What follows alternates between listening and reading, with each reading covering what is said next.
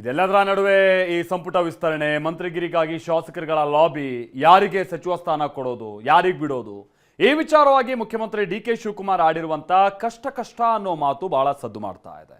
ಹಾಗಿದ್ರೆ ಸಂಪುಟ ವಿಸ್ತರಣೆ ನಿಜಕ್ಕೂ ಟೆನ್ಷನ್ ತಂದಿಟ್ಟಿದ್ಯಾ ಮುಖ್ಯಮಂತ್ರಿಗಳಿಗೆ? ಬನ್ನಿ ತೋರಿಸ್ತೀವಿ.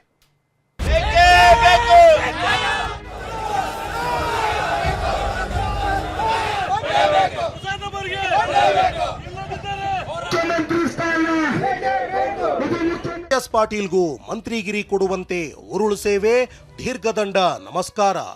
ಪ್ರಸಾದ್ ಅಬ್ಬಯ್ಯ, ಹಂಪನಗೌಡ ಬಾದರ್ಲಿ ಪರವೂ ಪ್ರತಿಭಟನೆ. ಲಕ್ಷ್ಮಣ ಸವದಿಗೂ ಸಚಿವ ಸ್ಥಾನಕ್ಕಾಗಿ ಅಭಿಮಾನಿಗಳ ಡಿಮ್ಯಾಂಡ್. ಸಂತೋಷ್ ಲಾಡ್ಗೂ ಮಂತ್ರಿಗಿರಿ ಕೊಡುವಂತೆ ಪಟ್ಟು.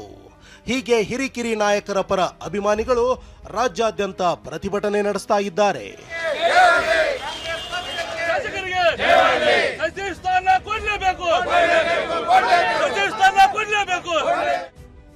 ಬೆಂಬಲಿಗರ ಪ್ರತಿಭಟನೆ ಒಂದ್ ಕಡೆ ಆದ್ರೆ ನಾಯಕರ ಒತ್ತಡ ಇನ್ನೊಂದ್ ಕಡೆ.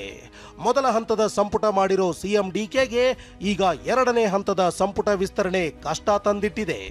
ಇದನ್ನ ನಾವು ಹೇಳ್ತಿಲ್ಲ, ಖುದ್ದು ಸಿಎಂ ಡಿಕೆಶಿನೇ ಹೇಳಿದ್ದಾರೆ ನೋಡಿ.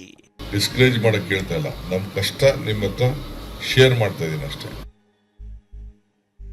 ಎಲ್ಲರೂ ಸಚಿವ ಸ್ಥಾನ ಕೇಳ್ತಿದ್ದಾರೆ, ಯಾರಿಗೆ ಕೊಡೋದು, ಯಾರಿಗೆ ಬಿಡೋದು?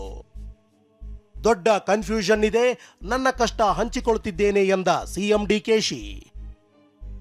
ಅಸಲಿಗೆ ನಿನ್ನೆ ಉತ್ತರ ಕರ್ನಾಟಕದ 14 ಜಿಲ್ಲೆಗಳ ದರ್ಗಾದ ಧರ್ಮಗುರುಗಳು ಸಲೀಂ ಅಹಮದ್ ಅವರನ್ನ ಮಂತ್ರಿ ಮಾಡಿ ಅಂತ ಮನವಿ ನೀಡಲು ಡಿಕೆ ಭೇಟಿಯಾಗಿದ್ರು.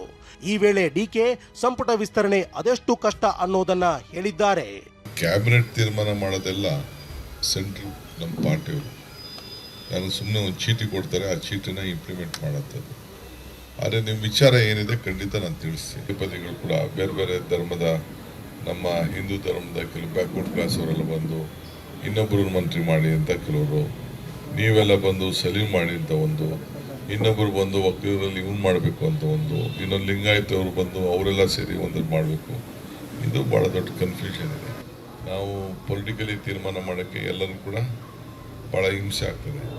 ಸೊ ಕ್ರಿಶ್ಚಿಯನ್ ಕಮ್ಯುನಿಟಿ ಎಲ್ಲ ಬಂದು ಅವರು ಇಂಥವ್ರನ್ನೇ ಕ್ಯಾಂಡಿಡೇಟ್ ತೀರ್ಮಾನ ಮಾಡಿ, ಇವೆಲ್ಲ ಕೂಡ ಭಾಳ ದೊಡ್ಡ ಕಮ್ಮಿ. ನಾನು ನಿಮ್ಗೆ ಯಾರಿಗೂ ಡಿಸ್ಕರೇಜ್ ಮಾಡೋಕ್ಕೆ ಕೇಳ್ತಾ ಇಲ್ಲ, ನಮ್ಮ ಕಷ್ಟ ನಿಮ್ಮ ಹತ್ರ ಶೇರ್ ಮಾಡ್ತಾ ಇದ್ದೀನಿ ಅಷ್ಟೇ.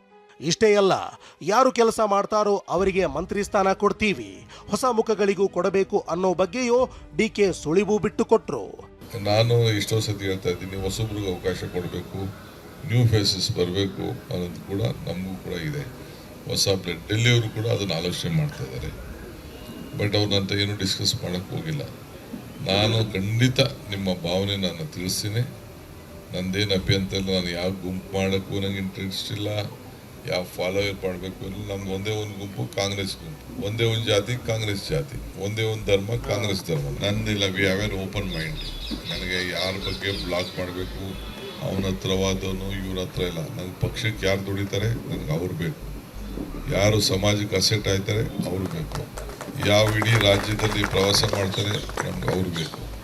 ನಮಗೇನು ವೈಯಕ್ತಿಕವಾದ ಇಲ್ಲ, ಒನ್ ಮ್ಯಾನ್ ಆರ್ಮಿ ನಮಗೇನು ಅವಶ್ಯಕತೆ ಇಲ್ಲ. ಜನ ಕಟ್ಕೊಂಡಿರೋಂಥವ್ರು ಬೇಕು. ಸಂಪುಟ ವಿಸ್ತರಣೆ ವಿಚಾರವಾಗಿ ಮಾತನಾಡಿರುವ ಸಚಿವರಾದ ಸತೀಶ್ ಜಾರಕಿಹೊಳಿ ಹಾಗೂ ಎಂಬಿ ಪಾಟೀಲ್ ತಮ್ಮ ತಮ್ಮ ಜಿಲ್ಲೆಗೆ ಇನ್ನೊಂದು ಸಚಿವ ಸ್ಥಾನದ ಅವಶ್ಯಕತೆ ಇದೆ ಅಂತ ಹೇಳಿದ್ದಾರೆ.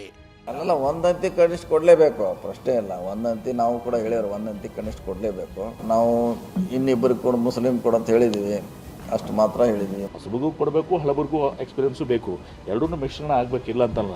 ನಾನು ಮಾತ್ರ ಸ್ಪಷ್ಟವಾಗಿ ಹೇಳಿದ್ದೀನಿ, ವಿಜಯಪುರ ಜಿಲ್ಲೆಗೆ ಇನ್ನೊಂದು ಮಂತ್ರಿ ಸ್ಥಾನ ಬೇಕು. ಅದು ಯಾರು ಕೊಡಬೇಕು, ಏನು ಕೊಡಬೇಕು ಅದು ಹೈಕಮಾಂಡ್ ನಿರ್ಧಾರ, ಅದು ನನ್ನ ಕಡೆ ಇರೋದಲ್ಲ. ಇದೆಲ್ಲದರ ನಡುವೆ ಡಿಕೆ ಸಂಪುಟ ಸೇರ್ಪಡೆಗೆ ಹಿರಿಯ ಶಾಸಕರು ದೆಹಲಿ ಮಟ್ಟದಲ್ಲೇ ಲಾಬಿ ನಡೆಸ್ತಾ ಇದ್ದಾರೆ. ಸಂತೋಷ್ ಲಾಡ್, ಆರ್.ವಿ. ದೇಶಪಾಂಡೆ ಸೇರಿದಂತೆ ಹಲವು ನಾಯಕರು ವರಿಷ್ಠರ ಜೊತೆ ಚರ್ಚೆ ನಡೆಸ್ತಾ ಇದ್ದಾರೆ. Bureau report, TV9.